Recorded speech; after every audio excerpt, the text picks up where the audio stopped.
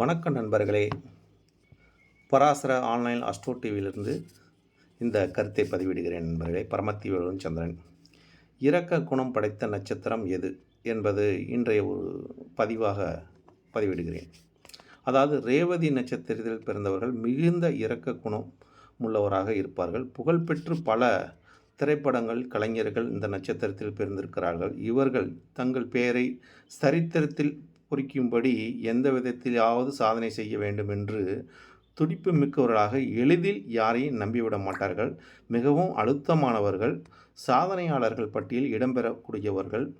இவர்கள் யாரும் எளிதில் புரிந்து கொள்ள முடியாது. இவர்களை யாருமே அவ்வளோ சீக்கிரம் புரிந்து கொள்ள முடியாதுன்னு வச்சிங்களேன்.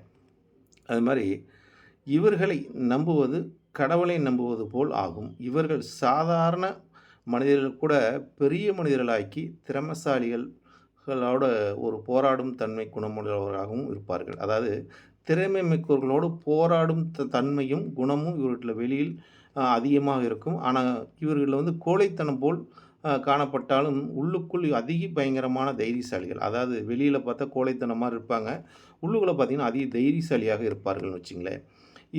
இருப்பார்கள். எந்த ஒரு எதிர்ப்புகள் அஞ்ச மாட்டார்கள். துணிஞ்சு போராடுவார். ஏன்னா இந்த ரேவதி நட்சத்திரம் புதனோட ஆதிக்கம் நிறைந்த நட்சத்திரம். புதன் காலதேவனுக்கு 6ஆம் இடமும் 3ஆம் இடம் வரக்கூடிய அதிபதியும் வரக்கூடிய நட்சத்திரமாகும். அதே மாதிரி ராசி அதிபதி அந்த 6ஆம் இடம் போராடக்கூடிய இடத்தில் தான் ஆட்சி உச்ச மூல திரிகோணம் பெறக்கூடிய அமைப்பு இந்த புதனோட நட்சத்திரத்துக்கு மட்டும்தான் வருதுன்னு வச்சுங்களேன். மற்ற எந்த ஒரு இதுக்கும் கிடையாதுன்னு வச்சுங்களேன். அது மாதிரி இவங்க சிரித்த வண்ணமே பல காரியங்களை சாதிப்பார்கள். இவர்கள் ஒருவரை நம்பிவிட்டால் இவர்கள் நம்பிக்கைக்கு பாத்திரமாக அந்த நபர் அதிர்ஷ்டசாலி என்று சொல்லலாம். ஏன்னா இவர் நம்பக்கூடிய நபர்கள் அதிர்ஷ்டசாலிகள் அப்படின்னு நம்ம எடுத்துக்கலாம். அவங்களுக்கு ஒரு அதிர்ஷ்டத்தை கொடுக்கக்கூடியது. இவர்களால் நல்லா வாழக்கூடிய தன்மையும் இருக்கும்.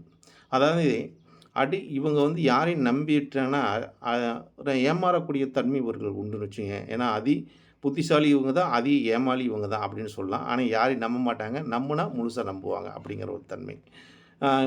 அதாவது இந்த நட்சத்திரத்தில் பிறப்பவர்கள் எப்பொழுதுமே உன்னதமான ஸ்தானத்தில் வாழ்வார்கள். அதாவது இந்த நட்சத்திரத்தில் பிறகு உன்னதமாக ஒரு வாழ்க்கை வாழக்கூடிய அமைப்பும் இவங்க அளவுக்கு கடந்த புத்திசாலிகள். அதாவது சகலகலா வல்லவர்னே சொல்லலாம். இந்த நட்சத்திரத்தில் அளவு கடந்த புத்திசாலிகள் சகலகலா வல்லவர்கள் எனப்பட பேர் எடுப்பார்கள். இவர்களுக்கு பின்னால் எப்பொழுதும் ஒரு கூட்டமே இருக்கும்.